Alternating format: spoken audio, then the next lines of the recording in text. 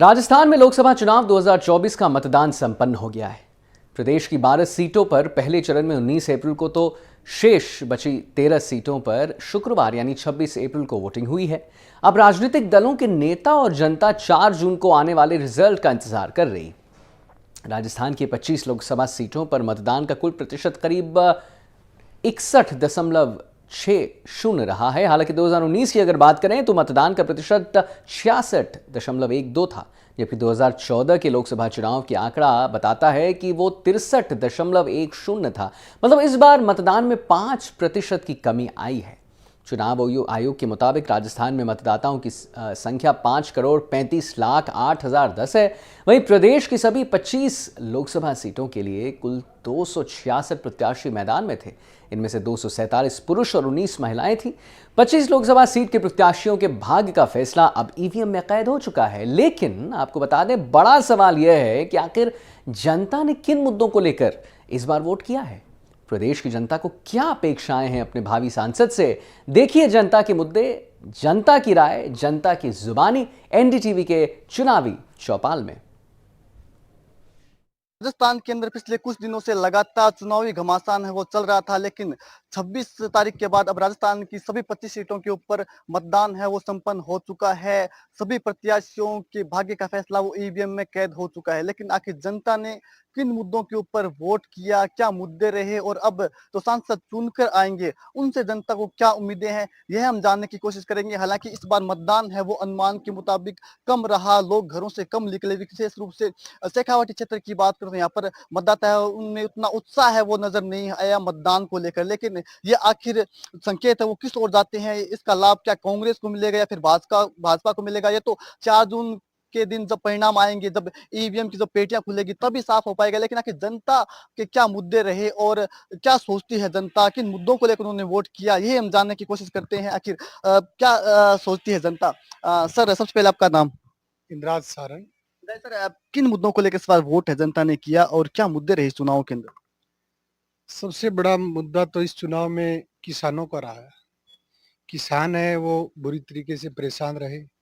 पीछे जो आंदोलन किया उसका पूरे भारत में यदि देखा जाए तो किसान है वो बीजेपी के खिलाफ खड़े हुए हैं।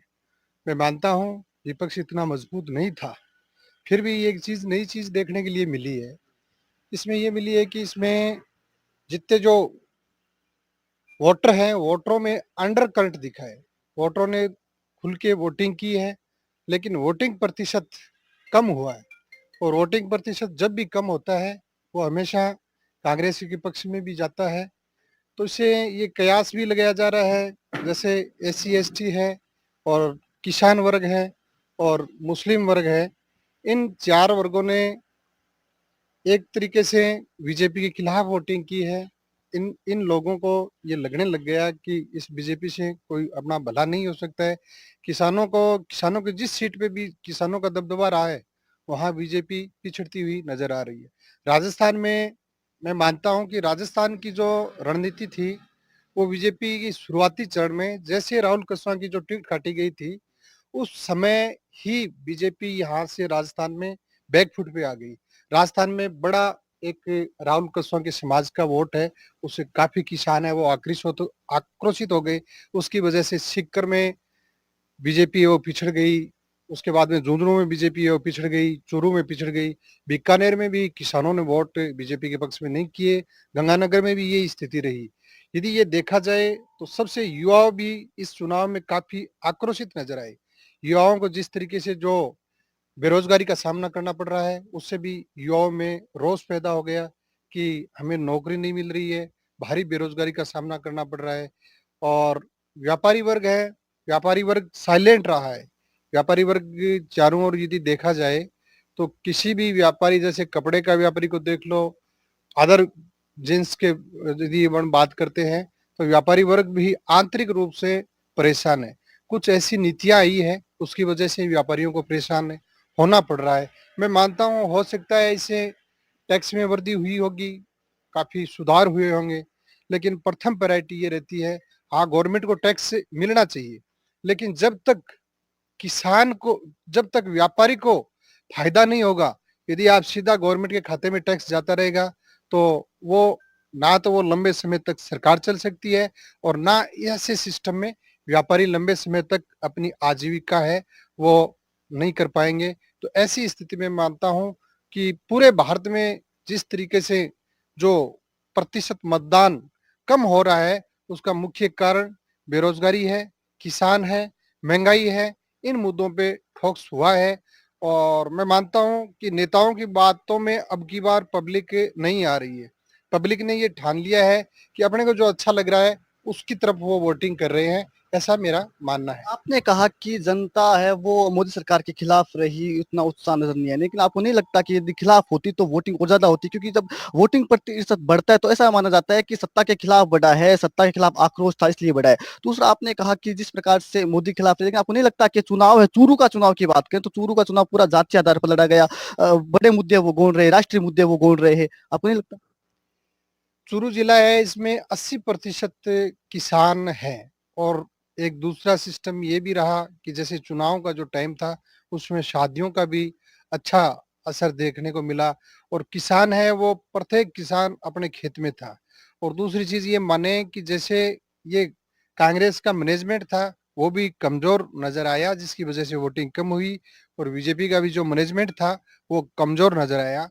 ऊपर यदि देखा जाए तो नेताओं में मानते हैं कि वो स्टेज पे बैठना और ये कार्य सब ठीक लग रहा था, लेकिन धरातल पे दोनों पार्टियों के नेताओं ने मेहनत नहीं की। ना कई जगह पर्चियों का अभाव मिला, कई जगह साधनों का अभाव मिला, कई जगह एजेंट भी नहीं बैठे। दोनों पार्टियों में यदि देखा जाए तो ये मिला-जुला असर देखने के लिए मिला।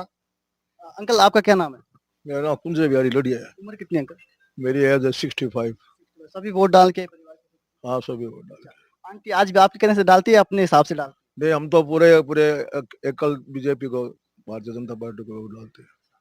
है? बच्चे आजकल क्या मानते नहीं, बुजुर्ग आपके एक तरफा ही है पूरा पूरा परिवार। आपके क्या मुद्दे रहे अंकल, किन मुद्दों को लेकर वोट किया? हमने तो यही मुद्दों को लेकर वोट किया कि ये सरकार, नरेंद्र मोदी जी की सरकार, हमारे व्यापारी के लिए क्या, किसान के लिए, सबके लिए ठीक है। इन्होंने देहातों के अंदर बहुत सुविधाएं दी है, टॉयलेट वगैरह की भी। इसके अलावा ये जो कांटे लगे हुए हैं जगह जगह पे, सरकार ने उन भाव भी ऊंचे दे रही है, खूब भाव बढ़ाया भी है 2-3 सालों में। धीरे धीरे इन्होंने अपने 10 सालों के अंदर अच्छे अच्छे रेट, 1000 रुपये कुंतल करीब इन्होंने फसलों के बढ़ा दिए। अच्छा, किसानों के लिए सरकारें और क्या कर सकती है? नए जो सांसद चुन के आएंगे उनसे आपको क्या उम्मीद है?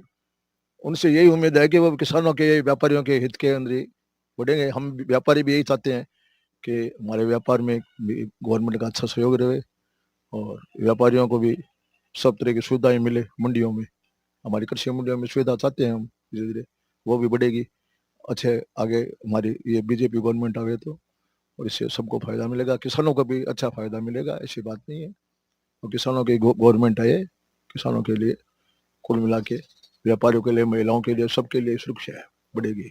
और लोगों से बात करने की कोशिश करें। भैया, आप युवा हो, हवा है वो इस बार किस ओर बह रही है? किन मुद्दों को लेकर जनता ने वोट किए? देखो, हमारे चूरू के अंदर तो कुछ समझ में नहीं आ रहा है, क्योंकि दोनों पलड़े एक जैसे दिख रहे हैं और वास्तविक देखें तो दोनों ने कोई मेहनत नहीं की और शादियों का सीजन था, वोटिंग भी बहुत कम हुई है। अब पोजीशन ये लग रही है जिस आधार पे देख रहे हैं।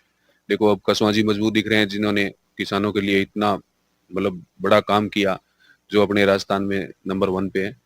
तो पोत देखने के अंदर तो यही लग रहा है कि देखो उनका पलड़ा भारी लग रहा है इधर। और हमारी रही बात, हम जैसे व्यापारी हैं, हमारी सोच तो राजस्थान गवर्नमेंट से ही रहती है कि जो मंडी, जो केकेएफ लगा रखा है, ये सबसे बड़ा व्यापारियों के लिए भी बहुत बड़ा नुकसान है। किसी अदर स्टेट के अंदर जाए ना तो ये चीजें नहीं है। जो अपने राजस्थान के अंदर जो कृषि कल्याण शुल्क लगा रखा है, इसमें व्यापारियों को बहुत बड़ा नुकसान होता है। और हम अब क्या बताएं, हम तो गुजारिश कर चुके हैं अपने व्यापार मंडल जो पूरा राजस्थान का है, उनसे, उनको भी लेटर दे चुके हैं, लेकिन हमारे इस चीज की कोई सुनाई नहीं हो रहा है। हम व्यापारी दुखी है इस चीज के। 4 जून को जो सत्ता पर नई सरकार काबिज होगी, कितनी उम्मीदें उससे है? क्या लगता है कि किसानों की, व्यापारियों की, नौजवानों की समस्या हल करेगी वो सरकार? देखो, अगर गवर्नमेंट ऐसे कदम उठाती है तो बहुत ही बढ़िया बात है। अब 4 जून को क्या रिजल्ट आएंगे उसके बाद ही पता चल पाएगा। कितने प्रत्याशी थे चूरू में, पता है आपको? शुरू में तो विशेष वैसे देखें तो 2 ही प्रत्याशी हैं और दोनों है ना एक दूसरे से दबंग है। चूरू में टोटल 13 प्रत्याशी थे, आप कितनों को जानते देखो, हम तो वास्तविक में 2 ही जानते हैं, जाजड़िया जी है और कसवां जी है। हैं? तो और लोगों से बात करें। अंकल, क्या नाम आपका? भागीरथ डूडी। भागीरथ जी, चुनाव की बात कर चूरू के चुनाव की बात करते हैं इस बार, क्या चूरू का चुनाव राहुल वर्सेस देवेंद्र झांझडिया रहा या फिर राहुल वर्सेस राजेंद्र राठौड़ रहा? बिल्कुल, ये आप जो पूछ रहे हो ये बात सही है। राहुल जी कस्वा वैसे राजेंद्र जी राठौड़ है इसमें 50%, और 50% है इसके अंदर मैं मानता हूँ मोदी जी फैक्टर और राहुल कस्वा का कांग्रेस का रहा है। जो मोदी जी के जो पिछले 10 सालों के अंदर जो नीतियां जो लागू, किसान के, मजदूर के, व्यापारी के और कर्मचारी के, छोटे व्यापारी के लिए बहुत नुकसान जो नीतियां आई है ना धरातल के ऊपर बहुत नुकसानदायक है, कोई फायदा वाली कोई नीतियां लागू नहीं की है। भावों में आज बाजार के अंदर कोई टिक नहीं पाता। यहाँ स्थिति ये है कि हम मंडी में बैठे हैं लेकिन व्यापारी की छोटे से लेके बड़े तक की इतनी स्थिति खराब है जो पूछो मत बात। इनकी नीतियों में जैसे अभी श्याम जी ने बताया था कृषक कल्याण लगा रखा है, ये भरपाई सरकार टैक्स हमारे से ले रही है, हर दुकानदार दे रहे हैं, लेकिन उसकी जेब खाली है, व्यापारी की जेब खाली है धरातल के अंदर। तो इनकी नीतियां मैं तो कहता हूँ अच्छी नीतियां नहीं है। किसान की विपरीत है, मजदूर के भी विपरीत है, कर्मचारी के भी है, व्यापारी के भी विरोध के महीने है। इसलिए मैं तो ये चाहता हूँ कि आने वाले टाइम के अंदर अगर मोदी जी की सरकार अगर बनती है तो मन उम्मीद नहीं लग रही है कि क्यों पिछले 10 सालों में कुछ करके धरातल में नहीं दिखा पाई तो आगे भी उम्मीद नहीं। मोदी सरकार है वो राम मंदिर का बोल रही है, इसके अलावा धारा 370 का बोल रही है। आपको नहीं लगता कि इनके प्रभावशाली रहे राजस्थान के चुनाव में? बिल्कुल मैं नहीं मानता, कुछ नहीं है। राम मंदिर किसके नहीं है? आज से 50 साल पहले हमारे बुजुर्गों ने राम भगवान का जो सुबह उठते हैं 5 बजे 4 बजे ना तो भगवान का नाम लेके उठते हैं, जो रात के 10 बजे सोते हैं राम मंदिर। मोदी जी ने क्या बना दिया? राम मंदिर बनाने से वहां रोजगार मिल गया क्या? वहां आज मरीज मर रहे हैं, उसके लिए क्या राम मंदिर का नाम लेने से वहां से इलाज हो जाएगा उसका? आज किसी के लिए पीने के लिए पानी नहीं है, उसकी व्यवस्था नहीं कर पा रहे हैं, क्या राम मंदिर में वहां पानी की व्यवस्था हो जाएगी? भगवान जो आज हिंदू धर्म है, मैं भी हिंदू धर्म हूँ, भगवान से सुबह उठते हैं, भगवान से हाथ जोड़ के प्रार्थना करते हैं। सारे राम मंदिर हर घर में बना रखे हमने, वो बना दिया एक धरातल है। बहुत बड़े बड़े आज आज से जो अंग्रेज थे 200 साल पहले उस टाइम का बड़ा बड़ा मंदिर है, और महाराजा आज अगर उनको स्वार देते तो क्या होता? मैं नहीं मानता कि राम मंदिर से कुछ कोई फर्क पड़ेगा। आपका नाम? एक जाति भागी डूडी, इससे एक जातिवाद ज्यादा जहर खैल। अभी ये मोदी जी भाषण दे गए राजस्थान के अंदर, ये मंगलसूत्र छिनेगा, सोना बिक जाएगा, ये आ जाएगा, वो दूसरी पार्टी आ जाएगा। मैं ये कह रहा हूँ कि मोदी जी के राज के अंदर आज बेरोजगारी, आज शिक्षित नौजवान सड़कों पर ये हालत हो रही है उनकी, लोगों घरों में पैसा लगा के हम पानी आता है उनकी समस्या सुन के, ये हालत हो रही है। तो इसलिए मैं तो निवेदन कर रहा हूँ कि सरकार की जो नीतियां है बहुत कुठाराघात है। मजदूर तबको, किसान आज बेरोजगार हो रहे, लोग दर दर की ठोकरा खा रहे, कितने कितने पैसे लगा के बेचारे कॉलेजों में जा जाके बच्चा बच्ची आगे आ रहे हैं, आज उनको कोई दे रहे नहीं है। इसलिए मैं तो ये चाहता हूँ कि मोदी जी की सरकार नहीं आनी चाहिए। देखिए, इन साहब का कहना है कि राम मंदिर बहुत ज्यादा मुद्दा नहीं हावी रहा, लेकिन भाजपा है वो कमोबेश इसी मुद्दे पर है वो चुनाव लड़ रही है। हालांकि जब अयोध्या के अंदर जब कार सेवकों की हत्या हुई थी, जब तो तत्कालीन अखबार था वहां पे, आज अखबार, तब एक आज अखबार के अंदर बड़ी सी हेडिंग छपी थी कि जलियांवाला कांड से भी बड़ा कांड अयोध्या में हो गया। हालांकि भाजपा इसे मुद्दा बना रही है, लेकिन जनता बोल रही है कि शायद मुद्दा इतना प्रभावी नहीं है। किन मुद्दों को लेकर आपने वोट किया? मुद्दे क्या रहे? क्या नाम आपका? धर्मपाल हुड्डा। किन मुद्दों को लेकर वोट किया? नहीं, वोट एक्चुअली मैंने तो इस टाइम पे किया ही नहीं, मैं यहाँ पे था नहीं।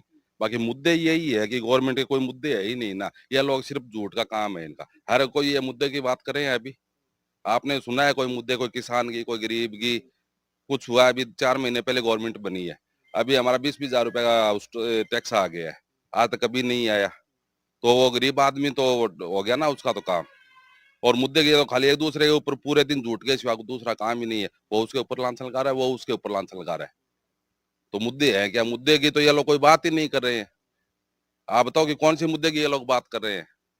आप चुनाव वाले दिन यहाँ पे नहीं थे, परिवार के अन्य सदस्यों ने वोट किया? हाँ, परिवार के आधे सदस्यों ने वोट किया। आधे सदस्य क्यों? नहीं तो वो आधे थे नहीं ना, तो वो गंगानगर से चला के वोट देने ये भी इंटरेस्टिंग है। देखिए, अब तमाम प्रकार की बातें होती हैं, हम सरकारों को कोसते हैं, हम कहते हैं कि सरकार ने ये नहीं किया, वो नहीं किया, युवाओं को रोजगार नहीं दिए, और बहुत सारी बातें होती है। लेकिन जब मतदान का दिन आता है तो हम अपने घरों में रहते हैं। हमें इस और भी ध्यान देना चाहिए कि जब हम सवाल पूछते हैं तो सवाल इसीलिए पूछते हैं कि हम उन्होंने वोट देकर हमने उनको चुना है, लेकिन हम जब वोट देने नहीं जाते तो हम सिर्फ वो सवाल पूछने का अधिकार भी खो देते हैं। इस बार चुनाव की बात करें तो बेहद कम वोटिंग हुई है, तो ऐसे में 60 से फीसदी के आसपास वोटिंग राजस्थान के ओवरऑल देखें तो रही है। तो ऐसे में 40% लोगों ने अपना मतदान अधिकार खो दिया। तो उन लोगों को फिर अधिकार भी नहीं बचता है सवाल पूछने का। वोट करना चाहिए सभी को। भैया क्या नाम आपका? परसाराम बिस्सू। परशुराम जी, क्या मुद्दे रहे युवाओं के? युवा हो आप, किन मुद्दों को लेकर युवाओं ने इस बार वोट किया है? युवाओं ने इस बार बहुत ही समझदारी से काम किया है। शिक्षा, स्वास्थ्य, चिकित्सा और विकास के मुद्दों पे वोट किया है, न कि किसी धर्म, राजनीति और अन्य मुद्दों पे वोट किया। और मोदी सरकार से जो अपेक्षा थी पिछले 10 सालों से देखे, उन अपेक्षाओं पे मोदी सरकार खरी नहीं उतरी। इस विशेष बात से युवा और किसान और देहात के लोगों ने बीजेपी के खिलाफ और कांग्रेस के पक्ष में वोट किया है। आपके गाँव के अंदर, शहरों के नेता आए सभा करने के लिए? बिल्कुल सभी पार्टियों के नेता लोग आए थे, अपने अपने विचार, अपने अपने बात रखे गए। बाकी लोगों ने, छत्तीस बिरादरी ने अपने समझ से कांग्रेस के पक्ष में और भाजपा के खिलाफ वोट किया। नेताओं की भाषणों में क्या नजर आया इस बार? जातिवाद नजर आया या फिर विकास नजर आया? क्या किन मुद्दों को लेकर नेता हैं वो आपको लुभाते हुए या वोट मांगते हुए नजर आए? नहीं, जातिवाद वाली विशेष कोई बात नहीं थी। सभी ने विकास के एजेंडे की बात रखी। बाकी लोगों ने पिछले जो 10 साल में विकास नहीं किया उनको नकारा है, और जो आगे विकास करने की अच्छी इच्छा रखते हैं उनको वोट दिया है। आपके हिसाब से वो पहले काम कौन से होने चाहिए जो नए सांसद को करने चाहिए? क्योंकि अपने यहाँ की बात करें, चूरू की बात करें, तो चूरू के अंदर दोनों ही सांसद हैं वो दोनों ही प्रत्याशी है। जो भाजपा कांग्रेस की बात करें, चाहे राहुल कसवा हो या फिर देवेंद्र झांझड़, दोनों ही युवा है। एक राजनीति के मंच में खिलाड़ी है, तो दूसरे खेलों के अंदर बड़ा नाम करने वाले हैं देवेंद्र झांझड़िया। क्या उम्मीदें हैं आपको उन दोनों प्रत्याशियों से, यदि कोई चुन के आता है तो? सरदार शहर से जो हनुमानगढ़ रेल लाइन है, ये चूरू जिले का मुख्य मुद्दा है। गांव देहात के मुद्दों में देखिए तो नहर का मुद्दा मुख्य है। उसके बाद शिक्षा, चिकित्सा, स्वास्थ्य, सभी मुद्दे हैं। और देवेंद्र जी झाझड़िया बहुत अच्छे खिलाड़ी है, खेल में अपना अच्छा नाम कर रहे हैं। बाकी राजनीति में मंजे हुए खिलाड़ी राहुल कसवा है, और पिछले 10 सालों में बहुत अच्छा काम किया, और आगे भी उनसे हम इतनी अच्छी उम्मीद रखते हैं। सर, भैया ने काफी काम गिनाए हैं। आपको लगता है कि इन कामों के ऊपर वोट मांगे गए इस चुनाव के अंदर, चूरू के चुनाव के अंदर, या फिर जातीय आधार पर ही चुनाव लड़ा गया पूरा? देखो, जाति आधार पर ज्यादा है अब की बार। लोगों ने बीजेपी से परेशान हो गए। बीजेपी ने सिर्फ पंचायत से लेकर दिल्ली तक एक ही बात है, राम मंदिर। राम मंदिर के अलावा उसके पास कोई मुद्दा नहीं है, सिर्फ उस पे चलते हैं। और कोई मुद्दा नहीं थे, सिर्फ मोदी और राम मंदिर, दो पे वोट है। आपको क्या लगता है कि जनता आखिर क्या सोचकर वोट किया है? और इस बार बहुत सारे मतदाता हैं वो घरों से कम निकले, इसके पीछे आप क्या वजह मानते हो? बीजेपी सरकार से परेशान थे। उन्होंने बीजेपी सरकार से परेशान है इसलिए वो घरों से नहीं निकले। सालों में कुछ नहीं किया उसने। उसको पता चल गया कि मशीनों में गड़बड़ हो रही है, वोट देने से फायदा नहीं है। वोट जाए दे किसी को, जाए बीजेपी को, ऐसे सोच के लोग वोटिंग कम करिए, और उनको मुद्दा खास है नहीं। सुप्रीम कोर्ट ने हाल ही में कहा है कि ऐसा कुछ नहीं है। वो तो सुप्रीम कोर्ट को देखते। केवल हम शक के आधार पर किसी मशीन को, किसी को हम ब्लेम नहीं कर सकते, सवाल नहीं उठा सकते, सुप्रीम कोर्ट ने कहा। तो सुप्रीम कोर्ट तो वो वीवीआईपैट दिखा दो पूरे 100%, वो भी नहीं दिखा रही। एक दो जगह मांग सकते हो आप। अच्छा, क्या मुद्दे हैं इस चुनाव के अंदर? सरकारों को क्या करना चाहिए आखिर किसानों के लिए, युवाओं के लिए? किसानों के लिए सब बड़ी क्लेम क्या होना चाहिए, उद्योग का दर्जा दो, और किसानों के लिए सबसे बड़ा बीमा क्लेम होता है, उसको लिए ध्यान देना चाहिए। चूरू की बात करें तो चूरू के अंदर कौन जीतता हुआ नजर आ रहा है आपको? किसकी, क्या नाम आपका? बलवीर मुंड। बलवीर, ये कहना है कि राहुल कसवा है वो चूरू के अंदर जीतते हुए नजर आ रहे हैं। हम राजस्थान की 25 सीटों की बात करते हैं। उस बार जो पहला फेज रहा जहाँ पर 12 सीटों के मतदान हुआ, वहां पर कई सारी ऐसी सीटें हैं जहाँ पे कांटे का मुकाबला है वो बना हुआ, जिनमें चूरू है, गंगानगर है या फिर झुंझुनू है, इसके अलावा भरतपुर है, दौसा है। इन सीटों के ऊपर लगातार काफी कांटे का मुकाबला बना हुआ है। संघर्ष करती हुई कांग्रेस और भाजपा है वो दिखाई दे रही है। हालांकि बीकानेर है, जयपुर ग्रामीण, जयपुर शहरी क्षेत्र, यहाँ पर बीजेपी है वो बढ़त बनाए हुए दिखती है। इसके अलावा जो 13 सीटों के ऊपर मतदान हुआ दूसरे फेज में, वहां पर देखें तो वहां पर भाजपा है वो बढ़त बनाती हुई नजर आ रही है। यहाँ पर सिर्फ 2 सीटें ऐसी है जहां पर कड़ा मुकाबला है वो होता हुआ दिखाई दे रहा है, जिनमें बाड़मेर की सीट है, इसके अलावा टोंक जो सीट है वहां पर भी काफी टफ मुकाबला। इसके अलावा अधिकांश सीटों पर भाजपा वो बढ़त बनाते हुए दिखाई देती है। हालांकि जब फैसला आएगा तभी साफ हो पाएगा कि आखिर किस ओर जनता का रुझान हो गया है। सर, बात करें तो चूरू के आखिर वो कौन से प्रमुख मुद्दे रहे और क्या चाहिए चूरू को? चूरू का पिछला ये जो चुनाव हुआ है उसमें मुख्य मुद्दा ये रहा है, राहुल कसवा ने चूरू जिले में 7200 करोड़ का जो क्लेम करवाया था, उसके बदौलत राहुल कसवा के साथ चूरू जिले के किसान रहे हैं, कि राहुल कसवा के पक्ष में वोट दिए हैं। और मैं ये मानता हूँ चारों ओर आप लोगों ने भी सुना है कि राजेंद्र राठौड़ ने राहुल कसवा की टिकट हटा दी। ऐसा कुछ नहीं है। बीमा कंपनी हमारे यहाँ चूरू जिले में रिलायंस है, वो काम कर रही है। रिलायंस के अंबानी के द्वारा ये पूर्व से प्रायोजित कार्यक्रम था कि राहुल कसवा की है वो टिकट काटी जाए और यहाँ दूसरे को टिकट दी जाए। कंपनी ने टिकट कटवा दी। सबसे बड़ा मुद्दा है ये रिलायंस कंपनी, बीमा कंपनी है, उसके द्वारा ये टिकट राहुल कसवा की टिकट काटी गई थी, उनको ये रोका गया था और राहुल कसवा के द्वारा 7200 करोड़ का जो क्लेम दिया गया है उसकी बदौलत चूरू जिले की जनता है राहुल कसवा के साथ रही है।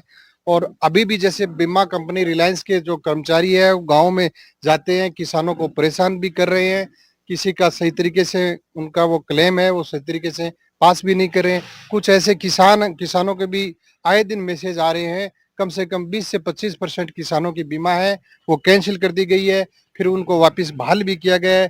तो अब की बार ये मैं मानता हूँ कि ये जो लोकसभा का जो चुनाव है सबसे बड़ा मुद्दा यदि चूरू जिले में रहा है वो बीमा क्लेम का रहा है। राहुल कसवा ने जो मुद्दे आप गिना रहे हैं वो धरातल पर कहीं नजर नहीं है, ना ही दोनों प्रत्याशियों के भाषणों में, ना ही लोगों के बीच में। हालांकि आप ये मुद्दे जरूर बता रहे हैं, पर अच्छी बात है, ये मुद्दे होने चाहिए, लेकिन मुद्दे रहे नहीं। चूरू जिले के अंदर किसानों का यदि भौतिक सत्यापन करवाया जाए उनके खातों का, तो मैं आपको ये बता दूं उनकी जितनी फसल नहीं होती है उससे ज्यादा उनके पास क्लेम आया है।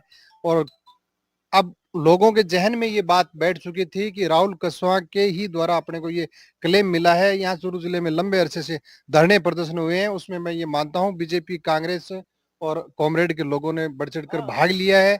उसी की देन मैं ये मानता हूँ कि इसमें राहुल कसवा के पक्ष में सबसे ज्यादा किसानों का वोटिंग। देखिए, ये भी दिलचस्प रहा कि बीमे का मुद्दा है वो काफी बड़ा रहा। चूरू की बात करें तो चूरू के अंदर सबसे लंबा आंदोलन है वो माकपा ने यहाँ पर किया। 6 महीने के करीब यहाँ पर माकपा के लोग हैं, जो सीपीआईएम के लोग हैं वो जिला कलेक्टर के आगे धरने पे बैठे रहे, जिसके बाद में जो तत्कालीन मुख्यमंत्री हैं अशोक गहलोत, उनको हस्तक्षेप करना पड़ा। उन्होंने फिर सभी को जयपुर बुलाया, उनकी बातों को समझा और फिर वो क्लेम का मुद्दा है वो हल हुआ। सर, आखिर किन मुद्दों को लेकर सर वोट है वो जनता ने किया? क्या मुद्दे क्या रहे जनता के इस चुनाव में? चुनाव में किसान विरोधी रहे, किसानों के। इसके अलावा अब जो भविष्य के जो अपने सांसद चुन के आएंगे 4 जून को, उनसे क्या उम्मीद है, क्या काम है वो यहाँ पर चूरू जिले के अंदर होने चाहिए? बीमा क्लेम का, सबसे ज्यादा बीमा क्लेम का है और किसानों की वो जो तुलाई हो रही है उसके बारे में रोज आ रही है। चुनाव के अंदर बीमा क्लेम की बात हुई नेताओं के भाषणों में? बिल्कुल बिल्कुल हुई, सबसे ज्यादा जोर बीमा क्लेम पर रहा है। चलिए ठीक है, तो बीमा क्लेम की बात करें, अलग अलग इन्होंने बातें अपनी रखी है। हालांकि जनता है वो किससे सरताज बनाएगी तो देखने वाली बात होगी। लेकिन एक आखिरी सवाल हम सभी से पूछना चाहेंगे कि आखिर राजस्थान के अंदर 25 सीटों में से कितनी सीटें हैं वो भाजपा की आ रही है या कांग्रेस की आ रही है? सर, एक सभी समय एक सवाल पूछना चाहूंगा सर, राजस्थान की बात करें तो 25 सीटों में से कितनी सीटें हैं वो भाजपा की आ रही है? 21 सीटें भाजपा की आ रही है, ठीक है। सर, कितनी सीटें हैं वो लग रही है भाजपा की आएगी, कांग्रेस की आएगी? भाजपा की 14 आएगी, 14 और कांग्रेस? बाकी 11। कांग्रेस की आएगी, ठीक है। सर, आपको क्या लगता है कितनी सीटें हैं वो भाजपा की आ रही है? भाजपा की 12-13 सीट आ रही है और ये 12 सीट मतलब कांग्रेस और उनके जो गठबंधन है उनको आ रही है। सर, आपको क्या लगता है कितनी सीटें हैं वो भाजपा की आ रही है? 7-8 सीट कांग्रेस की आ रही है, बाकी सब भाजपा की। सर, क्या लगता है कितनी सीटें आ रही है? इन्होंने बताया वही सही। या कितनी सीटें हैं वो भाजपा की आ रही है? देखो 17 सीटों का अनुमान लगा रहे हैं, 17 सीटें भाजपा की आ रही है और बाकी जो 8 सीटें वो कांग्रेस की आ रही है। भैया, कितनी लगती है सीटें? ये कांग्रेस की 20 सीटें लग रही है। कांग्रेस की भी सीटें लग रही है? अच्छा। आखिर क्यों जनता इन्हें वोट करी कांग्रेस को? कांग्रेस किसान और जुआन का मुद्दा रहा, अग्निपंथ जैसी योजनाएं। अभी कुछ महीने पहले अभी विधानसभा चुनाव वहां पर फिर कांग्रेस क्यों पिछड़ गई? कहाँ पिछड़ गई थी? यहाँ तो जीती थी। यहाँ जीती थी, पूरे राजस्थान की बात कर तो पिछड़ गई। वो तो नहीं, अशोक गहलोत के कारण पिछड़ गई थी। साफ फैक्टर है। सर, कितनी सीटें वो आ रही है? देखिए, कांग्रेस ही 2 डिजिट में आएगी अगली बार, 10 से ऊपर आएगी। 10 से ऊपर आएगी और वो कई सीटों पे जैसे कांटे का मुकाबला है उसमें कोई भी उस फाइट में निकल सकता है। पारदर्शी तरीके से यदि ईवीएम का यदि सही तो रिजल्ट पारदर्शी तरीके से ही होगा, कोई दिक्कत नहीं है। अब कितनी सीटें हैं वो आ रही है बीजेपी? 25 के 25 ला रहा हूँ। वजह? वजह बस उसके काम के कारण। कितनी सीटें आ रही 10 से 12 कांग्रेस की सीट, है? कांग्रेस 10 से 12। देखिए अलग अलग ये मत रहे, 10 से 12 सीटें हैं वो बता रहे हैं, कोई पूरी 25 की 25 बता रहा है। हालांकि बीजेपी है वो आश्वस्त है और मोदी के नाम पर बीजेपी है, एक बार फिर से चुनाव में रही और 25 की 25 सीटें, एक बार फिर से राजस्थान की बात करें तो जीतने का दावा वो बीजेपी कर रही है। हालांकि कांग्रेस इस चुनाव के अंदर चौंका दे तो कोई अतिशयोक्ति नहीं होगी। कांग्रेस ने भी इस चुनाव के अंदर मजबूती से इस चुनाव को लड़ा है। हालांकि कांग्रेस इस चुनाव में भी कहीं ना कहीं पायलट और गहलोत खेमों में बटी हुई नजर आई, और लेकिन परिणाम है वो चौंकाने वाले इस चुनाव में होंगे निश्चित रूप से।